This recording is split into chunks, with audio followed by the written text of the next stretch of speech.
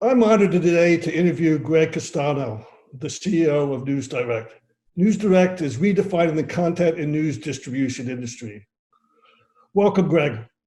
You spent most of your career at Business Wire. How did your vision for rewiring media outreach and launching NewsDirect come out of this experience?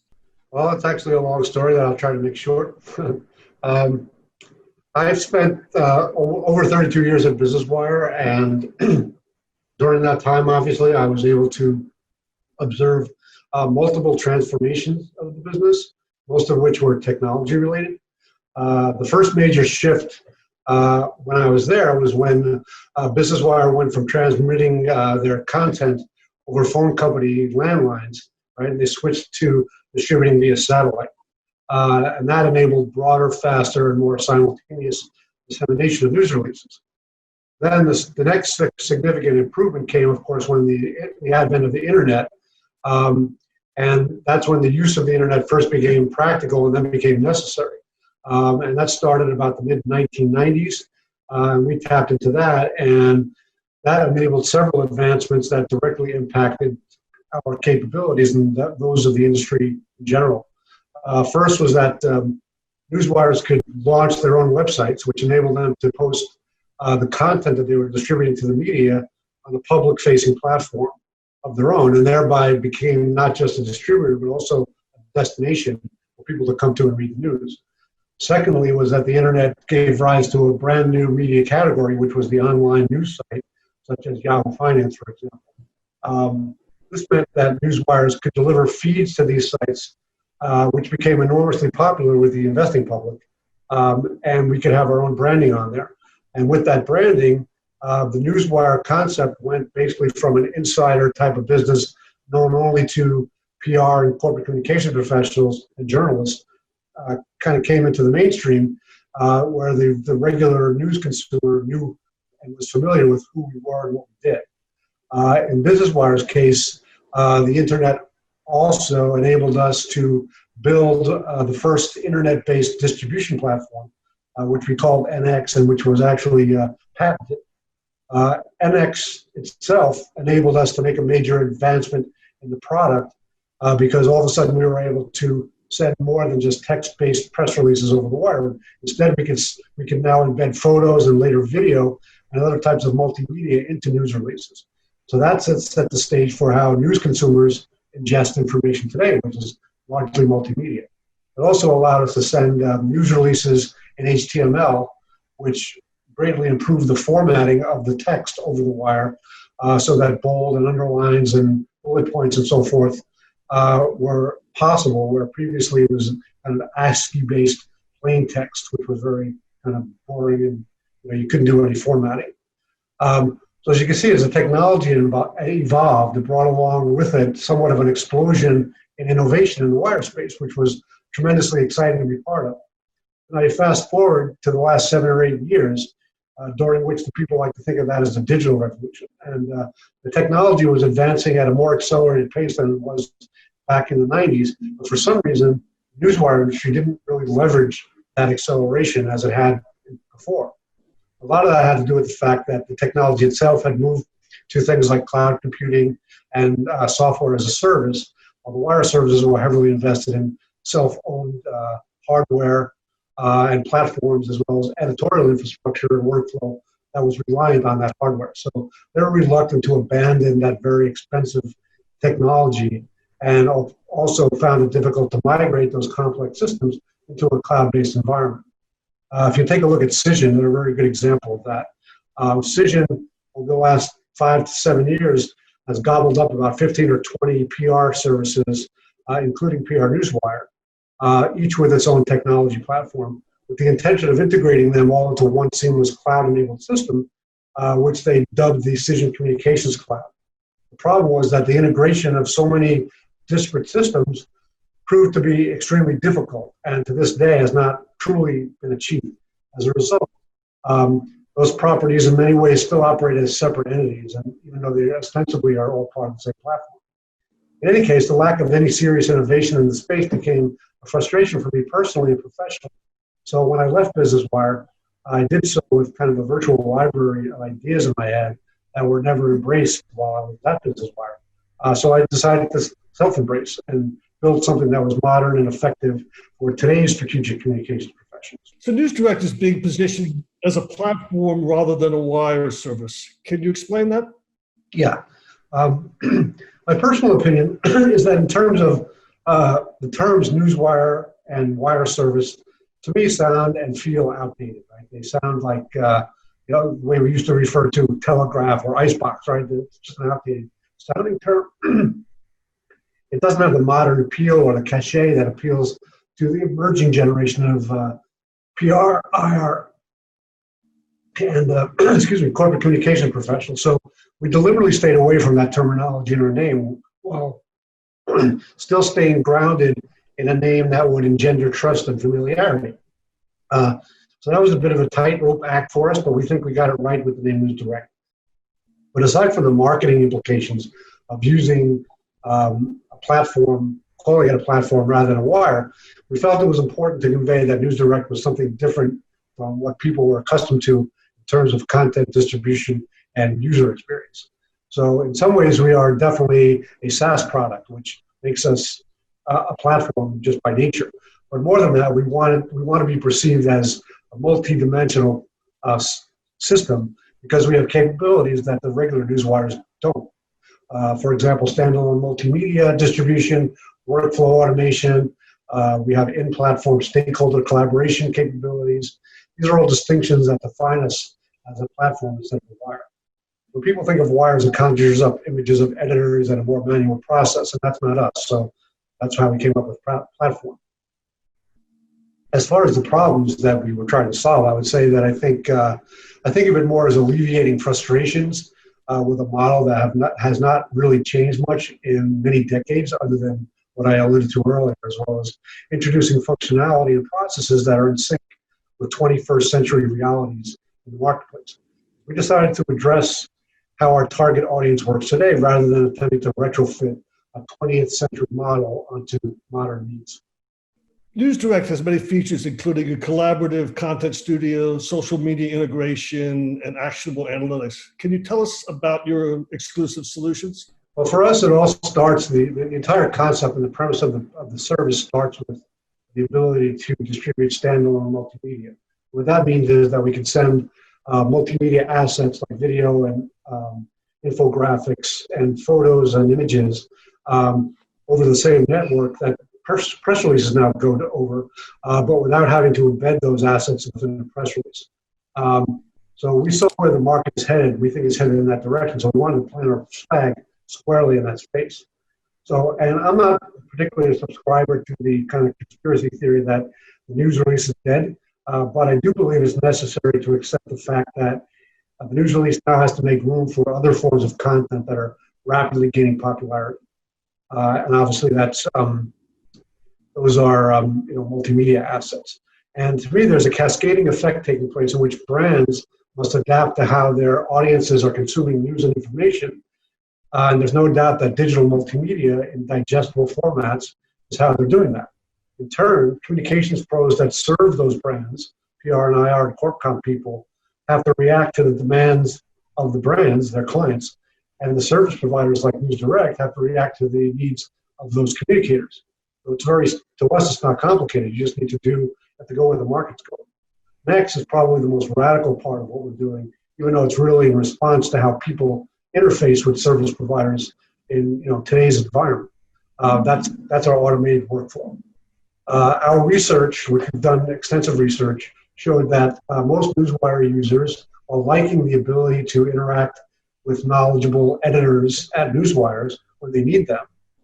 They more or less detest the manual and slow, sometimes tedious process of distributing a news release via a newswire service. So much, if not most, of what those editors now do when processing news release can be automated using modern technology. So the operative word there is modern technology, right? So text and table formatting, spelling and grammar checking, converting into AP style, and even sentiment analysis can all now be performed by software in a fraction of the time that humans can do it. So we felt that just made sense to do it that way. However, we do recognize that users want and need the ability to interact with seasoned professionals at certain times during the workflow, but they want it to be optional, right? So we have a customer success team that is staffed with ex-Newswire editors, journalists, multimedia, and technical experts to do just that. So at any point during the process, even there we've modernized the process because now they can do that with a live chat function that's available at all times and provides near instantaneous responses when you ask us a question or you have an issue. To make the workflow even more efficient, our platform provides the ability to securely invite stakeholders in to collaborate on specific pieces of content that someone might be working on, as well as the ability to revoke access when those people are no longer needed. From a security standpoint, it's a tremendous leap forward because issuers, especially public companies, never have to share or relinquish control over their pre-market or pre-release content to third-party newswires. In fact, I did a little research of my own, and 75% of the top 20 banking institutions in the US no longer use newswires to distribute their earnings precisely for that security reason. So they instead post it on their corporate websites using a method called notice and access. With NewsDirect, they can now go back to broad dissemination of that material without those security concerns. So we think we'll appeal to them. And also in terms of security, our cloud-based platform is, of course, itself heavily encrypted and secure. However, we've gone a couple of steps further by using something called cloud isolation technology, which in essence means that each individual user is an account in and of itself. And each account is encrypted in an isolated environment.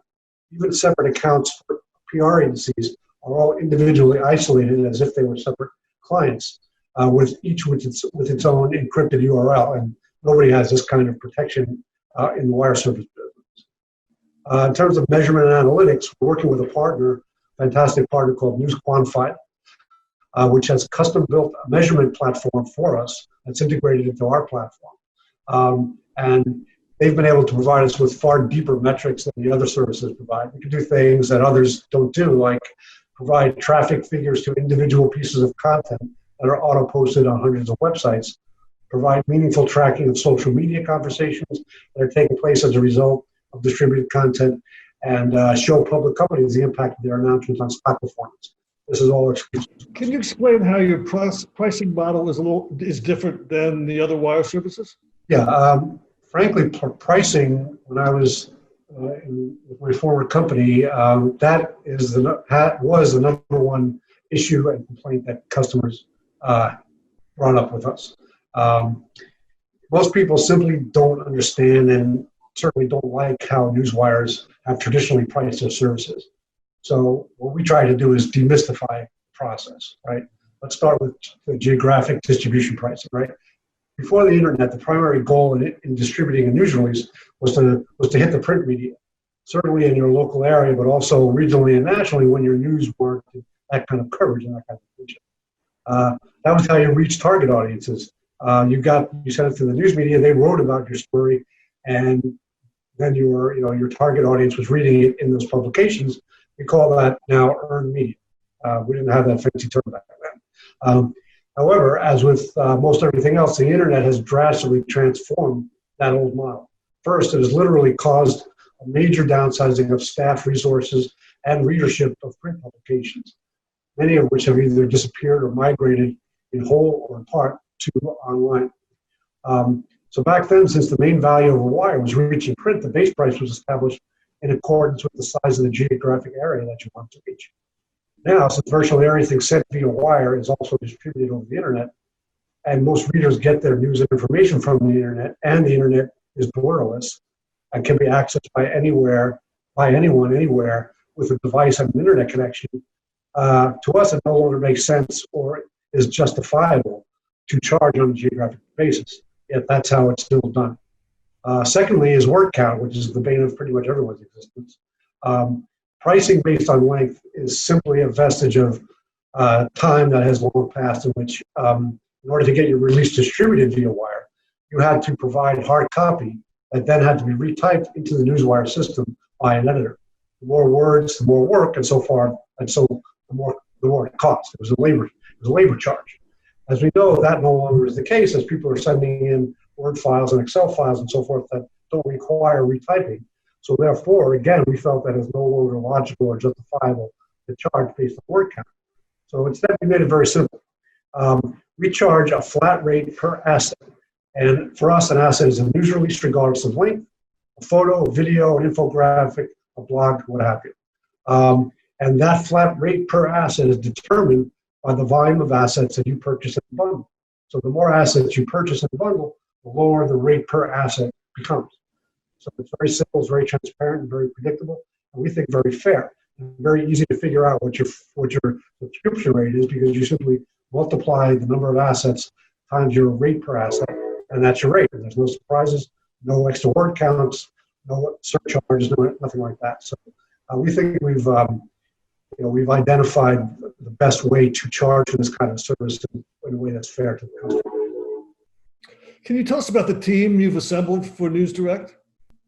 Yeah, this is actually my favorite subject, and something I'm most proud of is that we've basically built what I consider to be kind of an all-star team that consists of respected and accomplished industry experts, the newswire industry, that is, who have spent most or all of their careers in the newswire business. This includes not only our sales team, but also our customer success folks and our media people, who combined have something like 200 years of industry experience, which averages out to about 15 years plus on average, per person. And that includes a couple of guys that have only been in business for a couple of years. So we have an extremely deep well of experience and knowledge and contacts and so forth. So this has allowed us to more or less skip the learning curve, certainly, and in some ways get around the customer trust building phase that most startups have to go through. And we can move, as a result, we can move right into presenting our value proposition, because we don't have to spend a lot of time, proving that we know what we're talking about and that we can be trusted. So with respected known quantities, NewsDirect is able to stand on the merits of the service offering rather than spend years earning credibility. And this applies not just to sales, as I said, but also to the distribution side of things. Because we employed individuals that are already known and trusted by distribution partners like AP. We were able to build a comprehensive network much faster than virtually anyone else could have done it. So as a result, we're going to be able to go to market much sooner than anyone else would have attempted. So what is your game plan for scaling the business over the next year or two? All right, well, I'll start with the 35,000 foot view, which is that our goal is to win, obviously, significant market share from the existing, what I'll call traditional market that are primarily news release distributing organizations. Despite all the talk about the news release being dead, there are still tens of thousands of news releases being distributed every year. At the same time, while also targeting that audience, we're also going to be trying to capture what we believe is a huge latent market of professionals, especially in PR, who are prolifically producing multimedia content, which would never find its way into a news release, doesn't belong in a news release. But unfortunately, there are limited means by which to attract eyeballs to that content, right? Right now, you could really only display this content on social media platforms or post it on websites and try to pull audiences in to view it, which makes it it's a pull technology. So you're trying to attract people to a single destination, which is very difficult. So now with our ability to send out multimedia content and push it out to an audience, we can push that content out to places where those eyeballs are already gathering. So it's a huge opportunity to dramatically broaden the audiences for this content, for those PR people that are creating content instead of creating text-based content. From the IR perspective, we know that IROs are by nature and by necessity risk averse. So, but we believe that our value proposition, which offers them greater security, as I described, and end-to-end document control via our automated system, and the flat rate pricing that I talked about, we think that will reduce their cost of distributing earnings exponentially, as well as improve their security and greatly accelerate the process, which particularly for earnings is extremely laborious. So we think that all those things will eventually win them over. We just think it'll take us a little longer to kind of get them to kind of make that plunge. Lastly, as PR and marketing, especially content marketing, continue to converge, we think that'll open up a vast green field of opportunity to News Direct to serve those needs. So this might require some customization of our distribution platform and of our measurement capabilities to address the specific needs of marketers versus PR people. But we think the effort is going to be worth it because the content marketing business alone is a $250 billion industry. So that's where we see our future, beyond just the kind of PR and corporate com market. Can you tell us about your funding to date and your funding over the next year or so? That's been, more than anything else, that's been an adventure. I can tell you that I was fortunate enough to be able to self-fund to a large degree. I'm about 80% self-funded to this point. The other 20% has come from a combination of sort of friends and family, and individual investors that have become interested in our platform. And we also were able to secure a PPP loan from the government, which hopefully we won't have to pay back. So that's kind of gotten us this far. However, we are still in the process of fundraising. And one thing we're doing now is we're in the process of securing a SBA 7A loan, which will really give us a great boost and enable us to really, go forward really for the next 18 months or so as we build our business and start to generate significant revenue. On top of that, we will still continue to raise funds from professional investors via things like VCs and PEs and perhaps crowdfunding and family offices and things like that. We think because now that we're going to be revenue producing starting hopefully next week, most of these investors have shown great interest in our platform and really love the concept.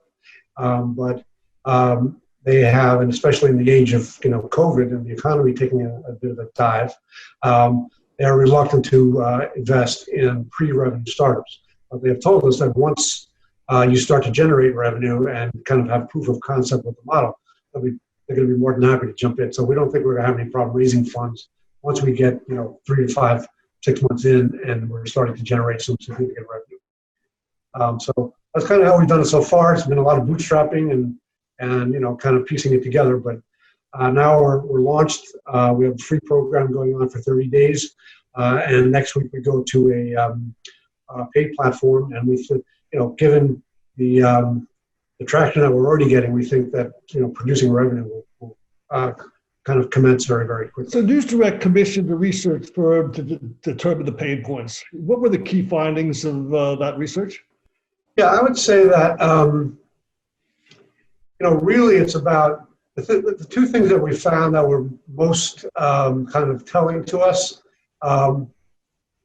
was that while the users, and we kind of segmented the users into corporate communications, investor relations, and public relations. But they're kind of what they're interested in and what they like and dislike were not very different from each other.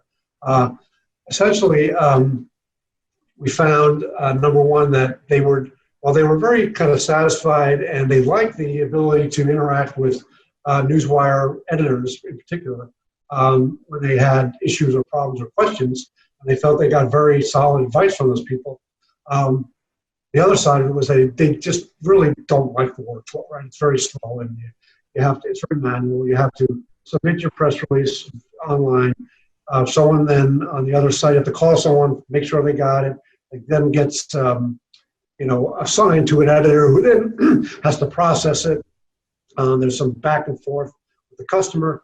And generally speaking, that process, even for a regular, 2-page press release, takes you, between 30 and 45 minutes or so to distribute. Whereas with us, we took that information and we took it to heart. And, our process really is tops takes you 5 to 7 minutes to distribute something. So that was one of the biggest things we found because it really identified and sort of validated our belief that people would want to move to a more modern, efficient workflow that was more streamlined. The other part of it is that we also surveyed journalists to find out what their interests were, because obviously if we can satisfy their needs, that's going to help us satisfy our clients. So we found out that journalists, number one, they're bombarded with content, and mostly press release based content, on top of the pitch calls they're getting and the emails they're getting and so forth. But even just via wire, they're getting bombarded with a lot of stuff. And it's very hard for them to identify and sift through that information. However, we did find out that they very much like multimedia because, number one, they're really serving two masters, right? Most print journalists also have an online component that they have to satisfy. And the online part of it, it's a 24-hour news cycle that has to constantly be fed. And it has to be fed with multimedia because we also know that audiences now are consuming their information using multimedia, not reading 5-page press releases. If we can provide them with the standalone multimedia, first of all, that gets their attention a lot more effectively than a headline in a press release. That's the first thing. So the first job is to get their attention. And secondly, the content is much more compelling, even if it's about the same subject, because it's in a multimedia format, which is what their viewers want. So those are kind of the two major findings we got out of that study. The rest of the study, I would say, all the things I discussed before in terms of the products and services and functionality that we've produced on this platform, a lot of that validated what our original game plan was in terms of building that functionality. And we actually certainly commissioned the study to find out what we were missing.